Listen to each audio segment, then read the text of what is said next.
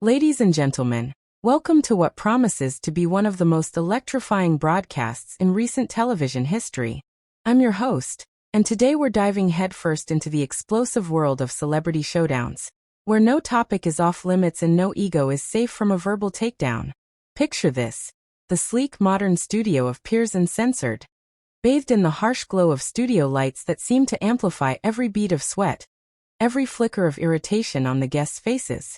The air is thick with anticipation as the audience, a mix of die-hard fans and curious onlookers, settles into their seats, buzzing with the kind of energy that only comes from knowing something monumental is about to unfold. At the center of it all sits Piers Morgan, the undisputed king of controversy, his trademark smirk already in place, fingers drumming on the polished desk like a boxer shadow punching before the bell. Across from him, slouched in that signature casual defiance, is Ricky Gervais, the atheist comedian extraordinaire, dressed in a simple black t-shirt that screams, "I don't care about your rules," his eyes twinkling with the mischief of a man who's spent decades dismantling sacred cows with a single well-timed quip. The camera pans slowly, capturing the subtle tension, the way Piers leans forward, ready to pounce, while Ricky sips his water with the nonchalance of someone who's faced down gods and politicians alike. As the theme music fades, Piers launches in with his booming voice. "Ricky, welcome back to the show. It's always a pleasure to have you, even if I know you're here to cause chaos." Ricky chuckles, that deep, rumbling laugh that echoes like thunder in a teacup, replying, "Piers mate, if I wanted chaos, I'd have brought my dog. But seriously, thanks for having me. Though I suspect you'll regret it before the hour's up." The audience erupts in laughter, but there's an undercurrent, a spark that's about to ignite. The heat in the studio is palpable now, like the air before a lightning strike, every word charged with potential devastation. Piers, sensing he's losing ground, pivots sharply, his voice adopting that prosecutorial tone he reserves for cornered guests. "All right, Ricky, let's talk hypocrisy then. You rail against religion, call it a fairy tale for adults, yet you're mates with half of Hollywood's God-fearing elite. Isn't that selective atheism? Picking and choosing your battles for the laughs?" The audience murmurs, a mix of agreement and unease rippling through the crowd, but Ricky's unfazed, his response landing like a perfectly timed punchline in a sold-out arena. "Hypocrisy? Piers, that's rich coming from a man who quit Good Morning Britain over truth-telling, only to start a show where truth is whatever gets the most retweets. I don't pretend to be consistent, I just call bullshit when I see it. Religion's bullshit because it demands faith without evidence. Same as your hot takes on Meghan Markle." The zinger hits home, eliciting a wave of applause that drowns out Piers' attempt at rebuttal. His eyes flash with that mix of admiration and annoyance only a fellow showman can provoke, but he presses on, unwilling to yield the floor. "Meghan? Low blow, Gervais. But fine, let's go there. You've tweeted about the royals, joked about Harry and his therapist chasing missus. Are you saying free speech only applies when it's your brand of offensive?" Ricky leans forward now, his casual slouch giving way to intensity, the comedian's mask slipping to reveal the philosopher beneath. "Free speech applies always, Piers, but context matters. I'm joking about absurdities. You're weaponizing interviews to settle scores. Remember when you grilled that climate scientist last month, twisting facts to fit your skeptic narrative? That's not journalism. That's ego in a suit." Midway through, the clash evolves from witty repartee into something fiercer, a verbal cage match where concessions are for the weak. Piers, ever the strategist, attempts to reel it back with a feigned olive branch, his voice softening just a touch. "Look, Ricky, we agree on more than you think. Both hate the PC police, both love a good roast. But you're God-bashing. It's not just jokes, it's divisive. Doesn't that alienate fans who find solace in faith?" The question hangs in the air, a calculated jab at Gervais' core. And for a split second, the comedian's eyes narrow, the humor giving way to steel. "Divisive? Piers, faith divides more than my tweets ever could. Wars, inquisitions, your own Brexit rants fueled by tribal gods. I bash it because it's the emperor's new clothes of adulthood.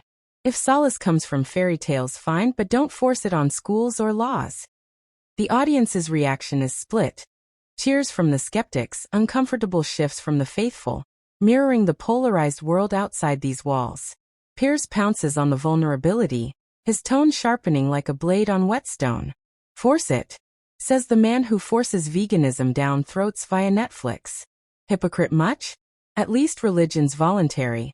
Your specials guilt-trip viewers into agreement. Ricky's comeback is a masterclass in deflection and offense, delivered with that deadpan delivery that disarms even as it wounds. Guilt trip?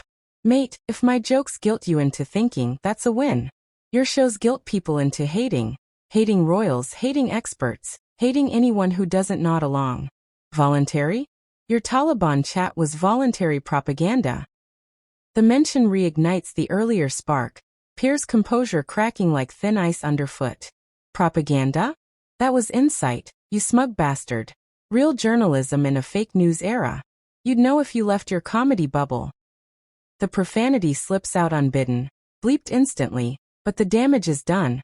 The audience inhales sharply, sensing blood in the water. The tipping point arrives not with a bang, but with a barrage of escalating accusations that strip away the veneer of civility.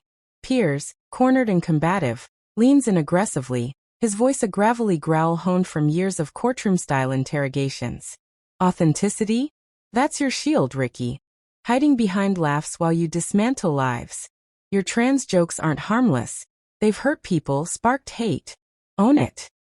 The challenge is bold, playing to the progressive gallery in the audience. But Gervais meets it head-on, his tone steady as a surgeon's hand. Hurt. Words don't hurt unless you let them, Piers. Hate's the real killer, and it thrives in your echo chambers of division. My jokes punch up at power, religion, governments, media hacks like you, not down at the vulnerable. You punch at scapegoats for ratings. The riposte draws a mix of boos and bravos, the crowd fracturing like glass under pressure, but Piers doubles down undeterred. Media hacks? I'm the one holding power to account. Royals, corporations, even you, mate. Your vegan crusade's noble, but it's selective. You ignore factory farming abroad while shaming Brits. Virtue signaling at its peak. Ricky's eyes light up with that predatory gleam, sensing weakness. Selective? Like your feminism, strong on Twitter, silent when it suits sponsors? I shame because change starts at home. You sensationalize for shares. Remember your Me Too hot takes? All fury, no follow-through.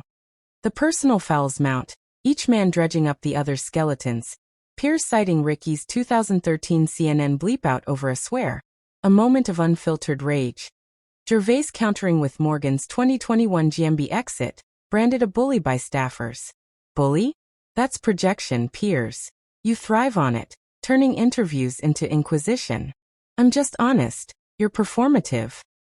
The volume rises, overlapping voices creating a cacophony that drowns out the moderator's futile attempts to intervene. Chaos reigns supreme as the argument reaches fever pitch. The studio transforming from polished set to gladiatorial arena under the unrelenting glare of the lights. Piers, his tie askew and voice hoarse from the verbal marathon, thrusts a finger toward Ricky like a barrister in closing arguments. Nuance. You wouldn't know it if it bit you. Your specials are sledgehammers, not scalpels. Smashing icons without rebuilding. Leaving wreckage for the rest of us to navigate. The accusation lands with force, but Gervais parries effortlessly, his wit a shield forged in fires of countless roasts. Wreckage? That's your specialty, Piers, wrecking reputations for relevance. I smash illusions because they're prisons. You build them for profit. Rebuilding? Start with your credibility, shattered like your GMB ratings. The audience's laughter is thunderous, but laced with schadenfreude, sensing the host's unraveling. Piers recoils as if slapped, his retort a sputtering salvo. Credibility? I've got more than your Netflix echo. Millions tune in for truth, not therapy sessions disguised as comedy. Ricky's eyes sparkle with triumph, leaning in conspiratorially. Truth? Your version's a funhouse mirror, distorted for drama. My therapy's free laughs. Yours is paid therapy for the outraged. Admit it. This shows your confessional, absolving sins with soundbites. The personal escalation draws audible winces from the crowd, the line between critique and cruelty blurring like ink in water.